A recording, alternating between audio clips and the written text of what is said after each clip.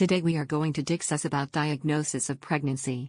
So let's see how we could diagnose the patient, that is she pregnant or not? So we will see first some basic points. The reproductive period of the women is extended generally from 13 years to 45 years. During this period, if pregnancy occurred, we calculate it from LMP. LMP means first day of last menstrual period. It will be discussed later in detail. As you all know, we can diagnose pregnancy by clinical method, by physical, and by investigative method. Now we will see each of this with detailed information.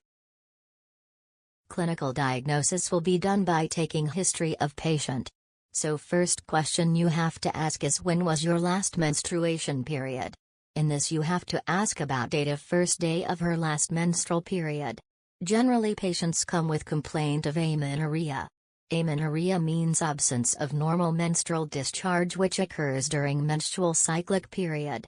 Second is morning sickness. It is present in about 50% cases. In this, nausea after waking up and sometimes vomiting is seen. Anorexia is also seen with these symptoms. This rarely lasts beyond third month. Next is patient will tell you that increased frequency of micturition. This is due to enlarged uterus and stretching of bladder trigone, producing recurrent micturition impulse even when bladder not contain sufficient amount of urine. It occurs during 8 to 12 weeks of pregnancy. Fatigue may be seen in early days of pregnancy. Suprapelvic bulge can be palpated. Breast change is most commonly seen in premi-gravidae than in multiparous. It is mostly seen in between 6 to 8 weeks of pregnancy. Patient can feel fullness in breast. Pricking sensation in breast. We can see increased vascularity and prominent Montgomery's tubercle. More pigmented nipple and areola. So these all points we have seen under clinical diagnosis.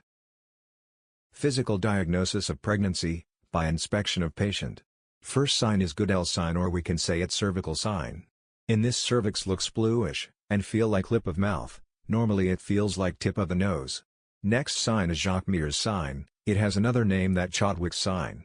At about 8th week of pregnancy, vestibule and anterior vaginal wall look high pigmented, or dye-colored. This is due to vascular congestion. At 6th week there may be copious non-irritant mucoid discharge. Another sign seen is Ozianter sign. We can feel increased pulsations through lateral fornices. On palpation, what we can feel? Generally uterus may be palpable after 6th week. If implantation is lateral, we can feel asymmetrical enlargement of it. It is called as Piskachik sign. Another sign is Hagar's sign. In this, uterus is palpated between fingers over abdomen and in vagina. When we do this, we found that fingers opposes each other, with uterus over it.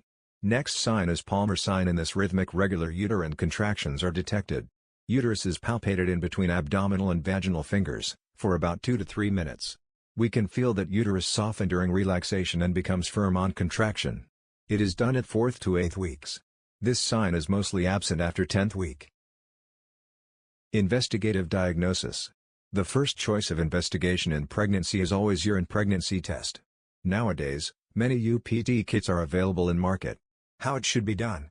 Patient should restrict water intake, at least night before, and first urine in the morning should be collected in a clean container, and the test could be performed within 12 hours. Second choice of investigation is ultrasonography, means USG. It gives small gestational ring in the 5th week of pregnancy. Cardiac movements at 7th week and fetal movements at beginning of 12th week. Third investigation is radioimmunoassay. It is done to detect presence of HCG in serum at about 8 to 9 days after ovulation. So this is all we have seen about diagnosis of pregnancy. And please subscribe and share if you like this video. Bye bye.